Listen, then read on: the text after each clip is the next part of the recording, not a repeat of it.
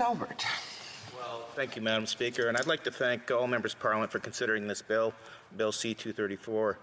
To give you some background, Madam Speaker, where this came from is from town hall meetings we had back in my riding where we'd have 300-400 people show up, all talking about the seriousness of rural crime and crime in general. They talk about being broken into not just once, but twice, 3 times. They talk about how they're no longer able to get insurance. And it was always interesting in these meetings, we'd bring in the RCMP and they'd talk about the repeat offenders. They'd talk about Crime Watch and things that they could do to protect them and their families. They talked about what they needed for tools in order to get the appropriate prosecution to actually arrest these individuals who are in most times repeat offenders and who most times are attached to gangs and in most times in and out of the criminal system. That was one of the things that came out of these meetings was this bill. It wasn't a Conservative plan to create a boutique tax credit and take care of the rich that my colleague from the Liberal Party mentioned today. That's not true at all. It was saying you need to do something at the federal level to address this issue. So this was one way, and when I introduced this bill, I said this wasn't the end-all be-all. I said this was part of a package of events that we needed to do to address the crime issue, especially in rural Canada. I talked about how the committee would be willing to be able to, and I'd be more than willing to let them massage it, maneuver it, make it better. They could actually have the conversation on crime. And that's why I was so disappointed today, Madam Speaker, when I sat here and listened to the colleagues across the aisle and from the other parties. When I listened to the member from the Liberal Party, he didn't mention crime. He didn't understand the intent of the bill. The intent of the bill was to get us talking about a very serious issue that's going on in rural Canada and across Canada. And he talked about taxation and unfairness and boutiques and partisanship. I'm not an overly partisan person, Madam Speaker. You know that, and he knows that too. I was looking for results. Now, I will give credit to my members from the Bloc and NDP.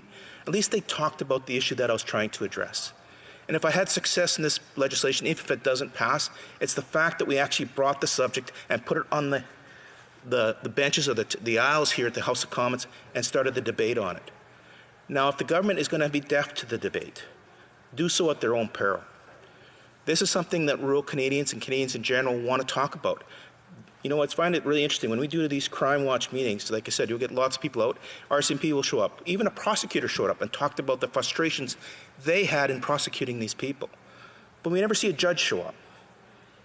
We never see the minister talk about these issues. The minister never even looked at the issue and said, picked up the phone, or the parliamentary secretary picked up the phone and phoned me and say, you're addressing an issue that maybe we need to address. Total silence. And then we see the response from the government in regards to crime. Total silence. Denial.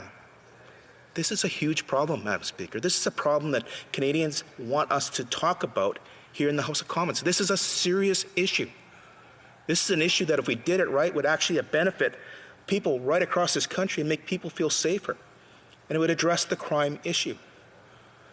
Fortunately, we're not going to see this bill probably move forward. I'm hoping my colleagues in the Bloc and the NDP will maybe have a second thought, because there's dairy farmers in Quebec that want this bill. There's cattlemen in Saskatchewan who want this bill. There's unionized workers who live in the rural areas who want this bill. So hopefully they'll reach out to those parties and say, we'd like you to change your mind and get it to at least to committee so at least you can debate it and maybe make some good suggestions and make it better. So if a boutique tax credit isn't the right way to go, tell us what the right way to go is, but at least address the reality that this is a real issue, and let's put forward some solutions to address the issue. Unfortunately, if this bill does not pass, I don't know when the issue of rural crime or crime will ever come up again in the House of Commons in this session, unless we see another private member's bill from a member who understands how important this issue is. So I thank everybody in the House for considering this bill. I hope they'll reflect upon it before the vote.